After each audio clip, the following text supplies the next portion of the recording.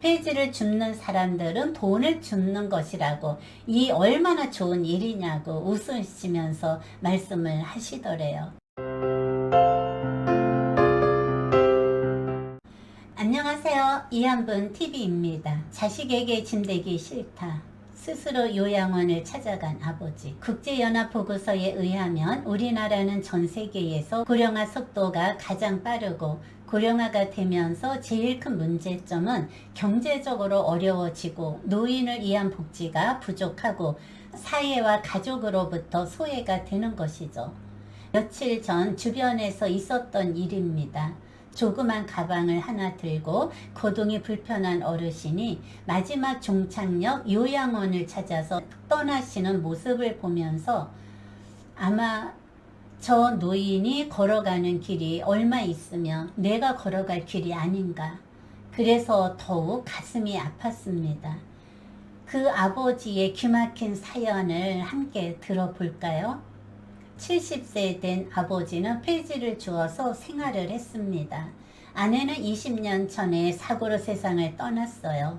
그 충격으로 다니던 직장도 그만두고 폐인처럼 살아왔습니다. 어느 날 길거리에서 폐지를 줍는 어르신이 잠시 쉬면서 담배를 피우고 계셨대요. 노인 곁에 가서 이야기를 나누었대요. 댁은 뭐하쇼? 저는 백수입니다.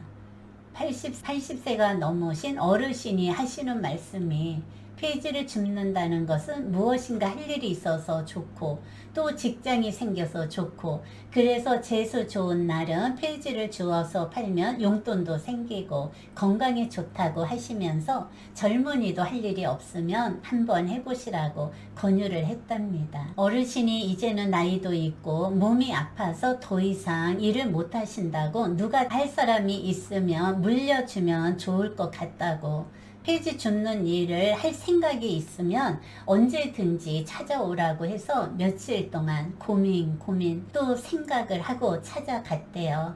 그 어르신이 돌아가시기 전에 리어카를 선물로 주시면서 폐지를 줍지 않을 것이면 다른 사람을 주신다고 해서 제가 꼭 할 것이라고 약속을 하셨답니다. 본인이 다니시는 단골집도 꼼꼼히 다 챙겨주시고, 폐지를 줍는 사람들은 돈을 줍는 것이라고, 이 얼마나 좋은 일이냐고 웃으시면서 말씀을 하시더래요. 그런 생각을 하면서 거리를 다니면 다 돈으로 보인다고 합니다.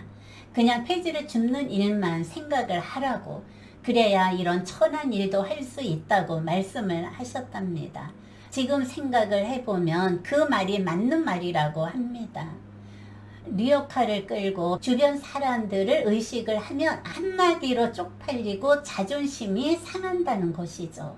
그래서 아무것도 못한다고 이야기를 합니다. 큰아들은 재산이며 집안의 기둥이었습니다. 누구나 그렇듯이 큰아들은 집안의 기둥이었죠. 오직 큰아들만 잘 되기를 빌었고 가난한 생활의 우선권이 장남이었습니다. 옷도 큰아들만 사주고 이 다음에 가정을 세울 놈이다 하시면서 물신양면으로 큰아들에게 목숨을 걸었다고 합니다.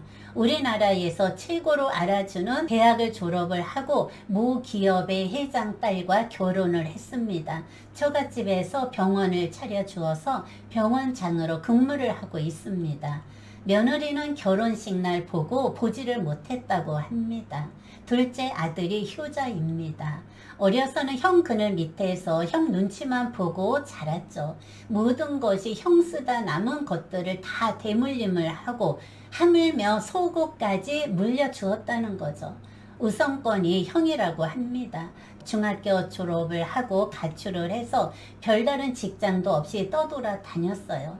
떠돌아 다니면서 가끔씩 안부 전화를 하고, 아버지는 난 전화를 받을 자격도 없다, 전화하지 말아라 하면 아들이 아버지가 죽었나 확인하는 전화라고, 이 전화는 받아야 된다, 그래야지 내가 이 다음에 장사라도 치러줄 거 아니냐. 가끔씩 전화도 하고 이것저것 문 앞에 사다 놓고 돌아가고 건강하게 오래오래 살으시라고. 이것이 막내 아들이 아버지에게 복수를 하는 것이라고. 다음에 또 들린다고. 떠돌이 생활을 하다가 40세가 넘어서 여자를 만나서 동거 생활을 시작을 한다고 아버지한테 찾아와서 소개를 시켜 주었답니다. 며느리가 똑똑하고 현명해서 트럭을 하나 사서 여기저기 다니면서 장사를 한다고 합니다. 그나마 아내 덕분에 입에 풀칠을 하고 살아간다고 자랑을 합니다. 작은 놈이 효자 노릇을 한다고 칭찬을 합니다. 그 아들은 얼굴을 볼 자격이 없는 아버지라고 말씀을 하시죠. 그러면서 눈물을 주르륵 흘리십니다. 마지막 종착역 요양원을 선택한 아버지입니다. 어느 날부터 폐지를 줍는데 손이 떨리고 밥을 먹기도 불편하고 자꾸 넘어지고 여름이라 기온이 딸려서 그런가 그렇게 생각을 하셨대요. 갈수록 점점 심해져서 병원에 가서 진찰을 해보니 파킨슨 병이 찾아온 지가 오래되었다고 합니다. 그날부터 고민을 했다고 하죠. 여기저기 요양원과 사회복지사한테 상담도 받고 제일 싼 요양원을 선택을 하고 결정을 했습니다. 그곳에 들어가면 하루 세 끼 밥을 따뜻하게 해주고 식사 걱정할 필요도 없고 아프면 바로 병원에 데리고 가서 치료도 해주고 친구들도 있고 혼자 사는 노인한테는 그곳이 천국이라고 합니다. 이제는 누구나 마지막에 꼭 거쳐가야 할 곳이 바로 요양원이라고 하면서 눈물을 흘립니다. 집안에 얼마 안 되는 살림을 다 처분을 하고 필요한 옷까지만 남겨놓았대요.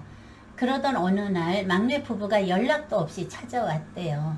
살림살이도 하나도 없고 허전한 것 같아서 아버지 어디 멀리 가시냐고. 가기는 늙어서 어디를 가냐. 며느리하고 꼬치꼬치 캐묻길래 마지막으로 편하게 쉴 곳으로 간다. 거기가 어디냐고 하도 물어보길래 요양원으로 간다고. 그럼 우리 집으로 가시자고. 내가 모실 테니 아들 둘씩 있는데 그게 무슨 소리냐고 난리가 났었대요. 형한테 절대로 이 소식을 알리지 말아라 당부를 하시더래요. 당장 전화해서 아버지 모시고 가던가 생활비를 대던가 둘 중에 하나를 선택을 하라고 할 거라고. 아버지 빌면서 제발 하지 말라고. 방 한 칸에 사는 막내 아들한테 어떻게 가냐고. 막내 아들 얼굴을 똑바로 쳐다보지도 못하는데 내가 편하게 살려고 요양원을 선택을 한 것이다. 그렇다면 가끔씩 와서 얼굴만 보여줘라. 내가 너희 집에 들어가면 서로가 못할 짓이다. 서로가 편하게 살려고 내가 선택한 길이다. 후회 없다. 동생이 형한테 전화를 해서 형제가 만났습니다. 둘이 오랜만에 만나서 어렸을 적 이야기를 나누고 모든 것이 형이 우선권이라는 거 잘 알고 있냐. 그리고 형이 나를 무시를 했던 거 그 당시는 그것이 당연한 것으로 생각을 하고 세월이 지나고 나니 너한테 미안하다. 부모님이 왜 나한테 목숨을 걸고 그렇게 하셨는지 장남이라는 이유로 그랬던 것 같다. 아버지가 많이 아프셔서 요양원으로 가신다고 하니 마지막으로 형이라도 찾아가 뵈라. 그렇잖아도 형수한테 아버지 생활비 좀 드리자, 용돈 좀 드리자 그랬더니 싸움만 하고 시댁에 이야기만 하면 난리가 나서 아무 소리도 못한다. 지금 당장이라도 이혼을 하고 싶다. 형, 아버지 살아 계셨을 적에 이혼 소리 하지도 말라. 돌아가시면 이혼을 하면 몰라도 절대로 안 된다. 막내의 권유로 형이 아버지의 집을 혼자서 찾아갔어요. 공백 기간이 너무 길어서 벽을 허물 용기가 없어서 그냥 돌아갔다고 합니다. 요양원 입소 날짜입니다. 동네 친구분들이 오셔서 배웅을 하고 돌아갔습니다. 조그만 가방을 들고 버스 정류소에 앉아서 버스를 기다립니다. 몇 대를 그냥 돌려보냅니다. 평소에 다니던 길에 눈길을 돌리고 폐지를 줍는 어르신을 한동안 바라보시고 혹시나 자녀가 찾아오지 않을까 멍하니 빈 하늘만 바라보고 긴 한숨만 내리시면서 오랜 시간이 흘러갔습니다. 젊은이 나는 갈 테니 어서 들어가요. 어르신 건강하세요. 버스를 타고 아버지는 종착역인 요양원을 찾아서 떠나갔습니다. 지금까지 시청해 주신 여러분 고맙습니다. 다음 시간에 또 만나요.